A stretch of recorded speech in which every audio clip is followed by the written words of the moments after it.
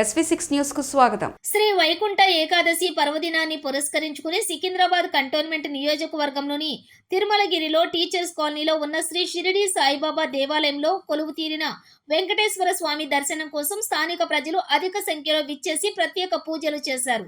ఉత్తర ద్వారం ద్వారా ఆలయంలోకి ప్రవేశించిన భక్తులు శ్రీ వెంకటేశ్వర స్వామిని దర్శించుకుని మొక్కులు చెల్లించుకుని వారి మనోవాంఛ తీరాలని ప్రార్థన చేసి దేవుణ్ణి ఆరాధించారు. ఈ సందర్భంగా దేవాలయ పరిసర ప్రాంతాలు భక్తులతో నిండిపోయి కళకళలాడింది. మహిళలు, పిల్లలు, వృద్ధులు శ్రీ వెంకటేశ్వర స్వామిని స్మరించుకున్నారు. ఈ సందర్భంగా ఆలయ నిర్వాహకులు గోపాల్ కృష్ణ దాసు అర్చకులు భక్తులకు సౌకర్యార్థం ఏర్పాటు చేసిన ప్రత్యేక పూజలు నిర్వహించారు.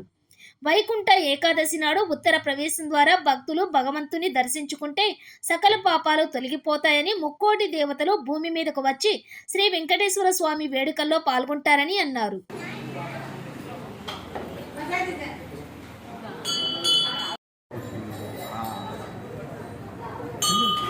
యావన్ మంది భక్తమాస విజ్ఞప్తి.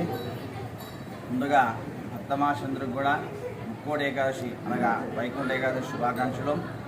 తిరుమలగిరి టీచర్స్ కాలనీలో వెలుస్తున్నటువంటి శ్రీ షిరిడి సాయి దేవస్థానంలో ఈ రోజున వైకుంఠ ఏకాదశి సందర్భంగా ఉదయం 4 గంటలకి స్వామివారికి అభిషేకము మరియు సుప్రభాతము, తదుపరి శ్రీ స్వామి అమ్మవారికి అలంకారాలు అర్చలు జరిగాయి.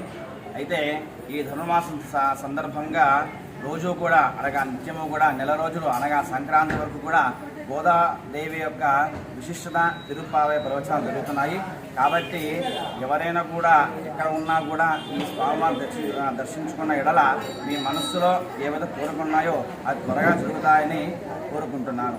జై శ్రీమన్నారాయణ.